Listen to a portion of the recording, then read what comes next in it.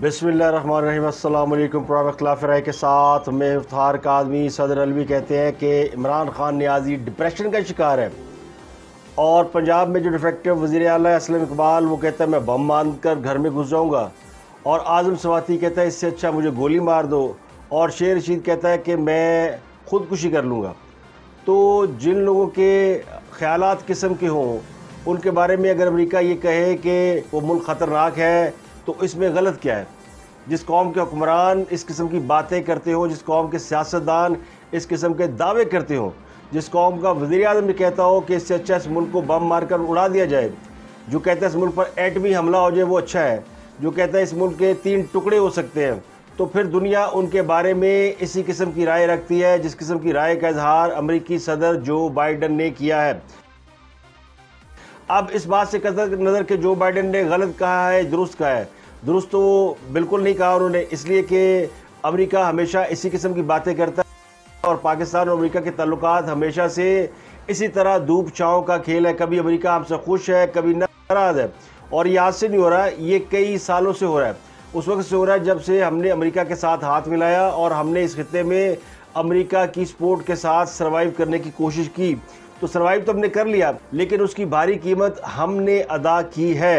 अब अमेरिकी सदर ने जो बयान दिया उसके ऊपर पाकिस्तान के अंदर एक बहुत तवील बहस चल निकली है और पाकिस्तानियों में शदीद गम और गुस्सा पाया जाता है। अमेरिकी सदर ने पाकिस्तान के एटमी असासों के हवाले से बयान दिया कि उनकी डायरेक्शन गलत है, और दूसरा उन्होंने कहा कि शायद पाकिस्तान दुनिया का ख़तरनाक मुल्क है।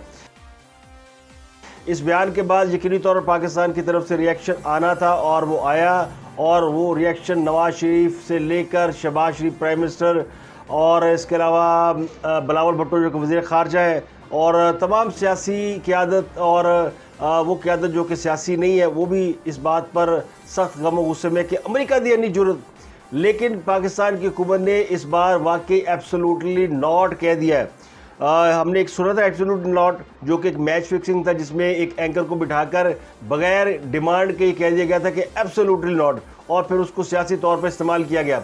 लेकिन इस बार अमेरिका ने जो कुछ किया चंद ही घंटों में उसके ऊपर रद्द-ए-अमल आया। अमेरिकी सफ़ीर को बुलाकर एहतजाजी मरासला थमा दिया गया। एक कॉल पर अमेरिकी सफ़ीर को तलब किया गया, न चूँ की, न चा की, न चूँ चरा की, तो बिला चूँ चरा अमेरिकी सफ़ीर डोनाल्ड ब्लूम जो है वजारत ख़ारजा के दफ्तर में हाज़िर हुए और उनको एहतजाजी मरासला थमा दिया गया। ये उस तरह का नहीं है कि जी अमेरिका ने हमारे खिलाफ साजिश कर दी है, इस पर हम खेलेंगे और इस पर अमेरिका का नाम नहीं लेना। तो ये पाकिस्तान के हवाले से अमेरिकी सदर का बयान जो है उसने पूरी कौम की आंखें खोल दी हैं, और ख़ास अब जो पिछले कई दिनों से आवाम को ये पट्टी पढ़ाने की कोशिश कर रहे थे कि ये इम्पोर्टेड हुकूमत है, ये अमेरिका की लाई हुकूमत है। अमेरिका की लाई हुई हुकूमत होती तो फिर अमेरिका इस किस्म की बातें ना करता जिस किस्म की बातें इस वक्त अमेरिकी सदर जो बाइडन कर रहे हैं। तो अमेरिकी सदर जो बाइडन का पाकिस्तान के जौहरी सासों के बारे में दिया गया बयान कह लें, तबसरा कह लें, ऑफ द रिकॉर्ड गुफ्तगू कह लें, क्योंकि बकौल वज़ीर ख़ारजा बिलावल भुट्टो ये उन्होंने कोई स्टेटमेंट नहीं दिया, किसी को इंटरव्यू नहीं दिया, किसी जगह पर उन्होंने खिताब नहीं किया। तो ये सब ना करने के बावजूद अगर उनके ये कमेंट्स या रिमार्क्स आए हैं तो उसके ऊपर भी अगर पाकिस्तानी हुकूमत रिएक्शन दे रही है तो उसका मतलब ये है कि पाकिस्तान का स्टैंड बड़ा सही स्टैंड है और उन्होंने अपनी खुद मुख्तारी और अपनी आज़ादी के ऊपर कंप्रोमाइज़ नहीं किया। अब इसको हर कोई अपने अपने तरीके से इंटरप्रेट कर रहा है, ख़ास अब अपनी मर्जी ना कर रहे हैं, हुकूमत अपनी मर्जी से कर रही है, लेकिन हकीकत यह है कि इसे ही एब्सोल्युटली नॉट कहते हैं। अब इस बयान का मतलब क्या समझा जाए कि अमेरिका और पाकिस्तान एक पेज पर नहीं है, या अमेरिकी हुकूमत और पाकिस्तानी हुकूमत एक पेज पर नहीं है, क्योंकि इससे तो यही लगता है कि अगर पाकिस्तानी हुकूमत बकौल इमरान खान साहब के उसने साजिश की और इमरान खान साहब को हटा के पाकिस्तान को माफ़ी मिल गई और एक और हुकूमत इक़्तिदार में आ गई, तो फिर पीछे क्या रह जाता है? फिर किसी को सरेआम ये कहने की क्या ज़रूरत है? अगर अमेरिका के मतलब का काम हो रहा होता तो अमेरिका को ये बात बरमला या सरेआम कहने की कोई ज़रूरत पेश ना आती। वैसे भी ये जो बयान दिया है अमेरिकी सदर ने, ये उन्होंने वो कहते हैं ना हाथियों की लड़ाई में घास का नुकसान होता है, तो लड़ाई है अमेरिका की रूस के साथ, लड़ाई है अमेरिका की चीन के साथ, और चीन और रूस को बुरा भला कहते कहते उन्होंने पाकिस्तान को भी रगड़ा दे दिया। अब इस खित्ते में एक पाकिस्तान आ जाके रह गया था जो अमेरिका के कुछ करीब था, या सऊदी अरब, और पिछले दिनों सऊदी अरब के हवाले से भी अमेरिकी सदर जो कुछ कह चुके हैं, और वो सऊदी अरब के बारे में तो बहुत सख्त किस्म के बयान दे चुके हैं, और तेल की कीमतें फ्रीज़ करने पर या तेल की पैदावार में कमी करने पर जो अमेरिका ने सऊदी अरब को धमकी दी, उससे तो लगता है ये कि अमेरिका बस सऊदी अरब पर हमला करने वाला है। तो अब पाकिस्तान के हवाले से भी जो उनका स्टेटमेंट है वो शायद उसी तनाज़ुर में दिया गया है। और जो बाइडेन जो है, इसका मतलब है कि उन्होंने पाकिस्तान के बारे में एक राय बना रखी है, और इस राय के बारे में लोग कहते हैं, इसके बारे में अब दो राय है कि ये राय उनकी खान साहब के दौरे हुकूमत से बनी हुई है, या फिर ये राय उनकी खान साहब ने जो लॉबिंग फर्म हायर की थी, उस लॉबिंग फर्म का काम ही पाकिस्तान के एटमी सासों के हवाले से प्रोपेगेंडा करना था, और उसने फिर अमेरिकी सदर को या अमेरिकी इंतजामिया को इस बात पर कायल किया है कि वो पाकिस्तान के एटमी सासों की तरफ ध्यान दें। अब मुझे नहीं पता कि जो बाइडेन का पाकिस्तान के खिलाफ जो बयान है वो ऐलान जंग है, वो कोई झगड़ा है, वो कोई लड़ाई है, ये जारखाना स्टेटमेंट है, या ऐसे ही कोई कमेंट्स हैं। लेकिन इसको अगर आप इमरान खान साहब के लॉन्ग मार्च से मिलाकर देखेंगे तो बहुत सी बातें आपको नज़र आ जाएंगी कि पाकिस्तान के अंदर अगर हालात बहुत ज़्यादा ख़राब हो और हज़ारों की तादाद में लोग इस्लामाबाद को घेर के बैठे हो और वहाँ पे मुजाहरे कर रहे हो, एहतजाज कर रहे हो, तो फिर दुनिया आपके न्यूक्लियर असासों पर सवाल नहीं उठाएगी तो क्या करेगी।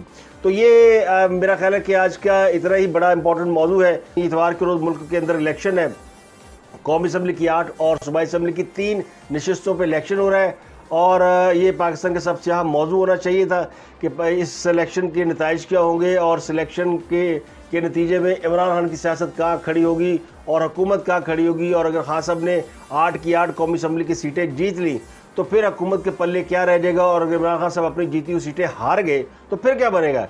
वैसे तो हुकूमत का इस वक्त जो मौक़िफ़ है ना, वो कहते हैं जी चट भी अपनी पट भी अपनी, यानी PDM की हुकूमत का जो मौक़िफ़ है वो बड़ा वाज़ेह है। वो कहते हैं जी इमरान खान अगर अपनी सीटें जीत गया तो ये सीटें तो ऑलरेडी उनकी थी, वो 8 की 8 सीटें जीत जाए, लेकिन रखनी तो एक सीट है, तो उनको नंबर गेम का फ़र्क नहीं पड़ेगा, उन्हें फिर सीटें छोड़नी पड़ेंगी, और एक सीट उनके पास पहले है, अगर ये 8 जीत गए तो 9 हो जाएंगी, लेकिन एक सीट रखेंगे तो 8 खाली करने पड़ेंगे, फिर बाई इलेक्शन हो जाएंगे।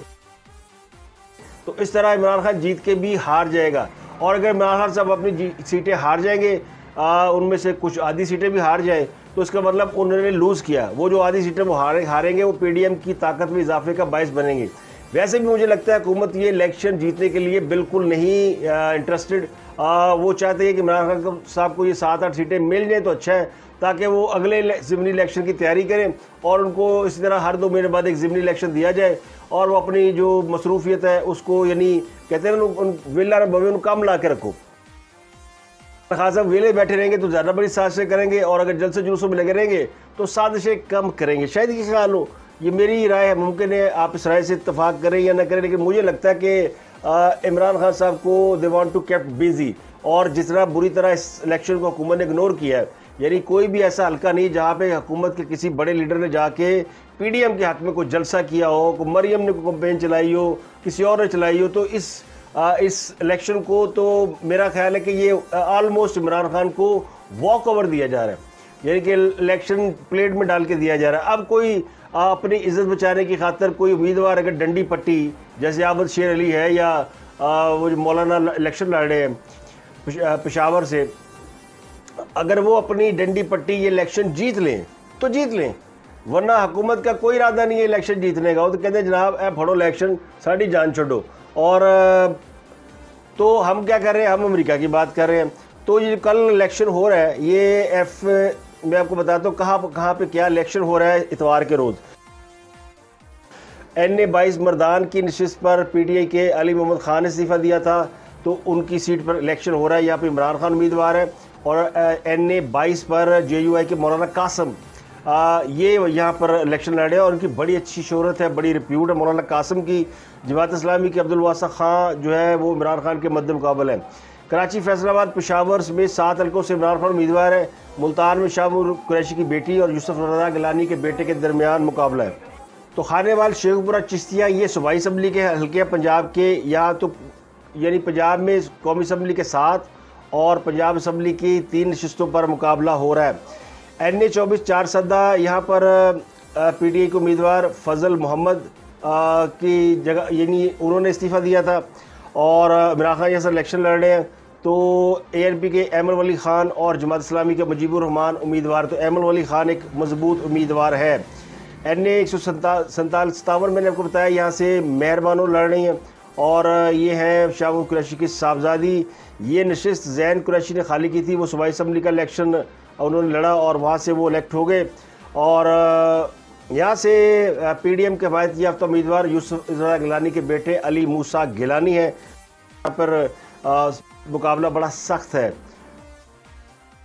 एक NA 108 है, यहाँ पर फ़रख हबीब ने इस्तीफ़ा दिया था, यहाँ पे इमरान खान लड़ रहे हैं और आबद अली शेर इनके मुकाबले में। तो ये डिटेल्स हैं, यानी मुख्तलिफ हलकों में जो इलेक्शन लड़ रहा है। तो इसकी बजाय अब मुझे लगता है ये मामला चला गया अमेरिका के ऊपर। अमेरिका के नाल कौन, अमेरिका के मुखालिफ कौन है। अब जो बाइडन का बयान पाकिस्तान के बाई इलेक्शन के मौके पर आना और उसके बाद सियासी जमातों का उसके ऊपर अपनी इंटरप्रिटेशन करना, ये बताता है कि इस इलेक्शन में अमेरिका भी एक वाइटल रोल प्ले कर रहा है। वैसे तो लोगों ने समझ नहीं आनी कि अमेरिका इमरान खान के नाल है, इमरान खान के साथ मिलके गेम कर रहा है, या अमेरिका इम्पोर्टेड हुकूमत के साथ है। अगर एक एंगल देखें तो खास साहब का वो जो इम्पोर्टेड हुकूमत वाला बयानिया था वो भी पिट गया। अगर इम्पोर्टेड हुकूमत होती तो फिर अमेरिका उनके साथ खड़ा होता है, लेकिन अमेरिका तो उनको सनब कर रहा है। और फिर खान साहब जिस तरह जो एक्ट कर रहे हैं ख़ुद, यानी वो इस मौके पर पाकिस्तान के अंदरूनी हालात को ख़राब कर रहे हैं और ये तासुर दे रहे हैं कि पाकिस्तान के अंदर अनारकी है, इंतशार है। तो वो फिर अमेरिका के उस नैरेटिव को मजबूत कर रहे हैं जिसके मुताबिक पाकिस्तान के एटमी असासे यानी उनको ख़तरा है। वैसे कोई ख़तरा नहीं है, लेकिन ये चूँकि पाकिस्तान और अमेरिका के तल्लुकात हमेशा ऐसे ही रहे हैं, और चाहे वो 9/11 का मौका हो, उससे पहले पाकिस्तान ने अमेरिका के लिए अफ़गानिस्तान के अंदर एक बहुत बड़ी जंग लड़ी, कई साल लड़ी, उसमें बड़ा हमारा नुकसान हुआ और हमने रूस को अफ़गानिस्तान के अंदर जाके शिकस्त दी। तो उसके बाद फिर अमेरिका ने हमसे आंखें फेर ली। फिर कोई 8-10 साल बाद 9/11 हो गया, फिर उन्होंने कहानी घड़ी और अपनी पिछली गलतियों को मानते हुए पाकिस्तान के साथ फिर उन्होंने ताल्लुकात अच्छे कर लिए। हालांकि पाकिस्तान ने अफ़गानिस्तान के ख़िलाफ़ जंग में हिस्सा नहीं लिया, लेकिन पाकिस्तान के ऊपर इस तरह अटैक आया दहशतगर्दी का कि उसके बाद पाकिस्तान में अरबों डॉलर का नुकसान हुआ, 70,000 जानें गईं और अमेरिका फिर नहीं खुश हुआ। अभी हाल ही में अफ़गानिस्तान का मामला हुआ है, अफ़गानिस्तान से यानी अफ़गानिस्तान के मामले पे भी अमेरिका को ये शिकवा है कि पाकिस्तान ने डबल प्ले किया, अफ़गानियों को, तालिबान को भी सपोर्ट किया है और हमें वहाँ से निकाला है और हमें भी सपोर्ट नहीं किया। तो ये शिकवा उनके दिल में है। और आखिरी जो वारदात है वो यूक्रेन वाली है कि यूक्रेन के मसले में पाकिस्तान जो है वो न्यूट्रलिटी दिखा रहा है और पाकिस्तान जो है वो अमेरिका की पॉलिसी को सपोर्ट नहीं करता। अभी हाल ही में प्राइम मिनिस्टर, वज़ीर ख़ारजा और हमारे आर्मी चीफ, ये तीनों अमेरिका से होकर आए हैं और तीनों ने यूक्रेन के ऊपर वही पोजीशन रखी है जो कि न्यूट्रलिटी की है। तो लगता है कि इससे अमेरिका साहब बहादुर खुश नहीं हुआ। तो चले ना हो, कोई मसला नहीं है, अमेरिका के साथ हमारा ताल्लुकात ऐसे ही है। अब उसको अगर चीन, रूस पसंद नहीं आ रहे और साथ पाकिस्तान के ऊपर भी कमेंट्स कर रहे हैं, तो इससे ये मतलब नहीं कि अमेरिका के साथ हमारे ताल्लुकात ख़राब होकर पाकिस्तान और अमेरिका कोई आमने सामने आ गए या कोई जंग होने वाली है। लेकिन इसको ये कहा जा सकता है कि सफारती ताल्लुकात में जो बेहतरी आ रही थी या एक उम्मीद पैदा हो रही थी कि जो खास साहब ने अमेरिका के साथ ताल्लुकात हमारे ख़राब कर दिया, उनके ऊपर जो अटैक कर दिया, तो अब शायद को बेहतरी आ जाए। अब देखें ना, इमरान खान साहब ने अमेरिका के ऊपर साजिश का इल्ज़ाम लगाया, लेकिन अमेरिकी सदर ने इस पर स्टेटमेंट नहीं दिया, अमेरिकी हुकूमत ने इसके ऊपर कोई मातम नहीं किया, अमेरिकी हुकूमत ने पाकिस्तानी सफीर को बुला के एहतजाज नहीं किया। तो अमेरिका ने तो इसको इग्नोर ही कर दिया और कहा जनाब, मतलब ये तो इसका मतलब है कि ये अमेरिका की मर्ज़ी से हो रहा था। अब पाकिस्तान ने एक रिएक्शन शो किया है। उस वक्त इमरान खान साहब ने कहा मैं डिमार्च देंगे, कौमी सलामती कमेटी का इजलास हुआ, फैसला हुआ, डिमार्च देंगे, बुलाएंगे, एहतजाज करेंगे, मरासला देंगे। तो कितने जनाब, केड़ा मरासला दिया क्यों नहीं? ये तो कहते थे कि जनाब वो हम इस पर खेलेंगे साइफर पे और हम जो है इसको पे प्ले करेंगे और अमेरिका का नाम नहीं लेना। वो तो खान साहब को पता है, खान साहब जो है वो चूँकि बाद का ओवरडोज हो जाते हैं तो मुंह से निकल जाता है, तो उन्होंने कह दिया वहाँ पे अमेरिका। बाद में उन्होंने सोचा कि यार अमेरिका कहना नहीं चाहिए, चलो कह दिया तो चलो। उसके बाद उनका वो तुक्का भी चल गया, यानी कुबड़े को लात पड़ी और उसका कुबड़ा पान निकल गया। वो खान साहब अमेरिका के ख़िलाफ़, अमेरिका का नाम लेने की देर थी, उनको काफ़ी उसके ऊपर सपोर्ट मिल गई। तो ये पाकिस्तान के साथ हो रहा है, लेकिन बहरहाल इसमें कोई परेशानी की बात नहीं है, हमें परेशान होने की ज़रूरत नहीं है। खान साहब ने अगर किसी अमेरिकी फ़र्म की मदद से अपना काम दिखा दिया तो भी ये गलत है, और अगर अमेरिका ने पाकिस्तान के मौजूदा हुकूमत के ऊपर अदम एतमाद का इजहार किया तो भी कोई परेशानी की बात नहीं है। पाकिस्तान और अमेरिका के ताल्लुकात हमेशा इस तरह धूप छाँव का हिस्सा रहते हैं। चूँकि पाकिस्तान को अपनी पोजीशन लेनी है तो इस पर मेरा ख्याल है कि परेशानी की कोई बात नहीं। अब आ जाते हैं ऑडियो लीक के ऊपर, वीडियो लीक के ऊपर। अब वो कुछ टोटे तस्वीरों की शक्ल में सोशल मीडिया पर आए हैं जिनके बारे में कहा जाता है कि ये वीडियो लीक्स हैं, और दावा तो किया गया था कि किए जाएंगे, लेकिन लगता है कि जड़ा हैकर है ना वो भी इमरान खान साहब की तरह भुलक्कड़ है, या वो भी वादे तोड़ने पर या यू टर्न मारने पर बिलीव रखता है। कुछ चीज़ें वो ऑलरेडी कर चुके हैं तो इसलिए लोग उनका इंतजार कर रहे हैं कि वो कुछ ना कुछ करेंगे, या वो तस्वीरें शेयर कर रहे हैं।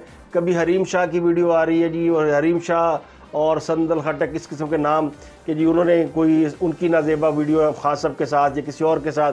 तो बहरहाल इसमें कोई कन्फर्मेशन नहीं है, लेकिन चूँकि मैं तसलसल से इस पर बात कर रहा हूँ तो इसलिए मैंने आपको बता दिया कि जनाब वो हमारा कसूर नहीं, हैकर का कसूर है, वीडियो उसने रिलीज़ करनी है और वो भी इस मामले में ठंड प्रोग्राम है। इसके अलावा हुकूमत ने अक्टूबर के बिलों में कुछ 4-4.25 रुपये बिजली के बिलों में वो रिलीफ दे दिया है, और इसको कहा जी कि ये चूँकि इसमें वो जो फ्यूल कॉस्ट होती है, फ्यूल एडजस्टमेंट जो होती है वो कम हुई अक्टूबर के महीने में, तो इसलिए आपको 4-4.25 रुपये का रिलीफ जो है वो अक्टूबर के बिलों में जो अभी आने हैं उनमें मिल जाएगा। तो इन अच्छी खबरों के साथ साथ एक और अच्छी खबर हमें साग डार साहब ने बताई है कि पाकिस्तान के दिवालिया होने का कुछ सवाल ही पैदा नहीं होता। वो इन दिनों अमेरिका में है, तो अब तक के लिए इतना ही।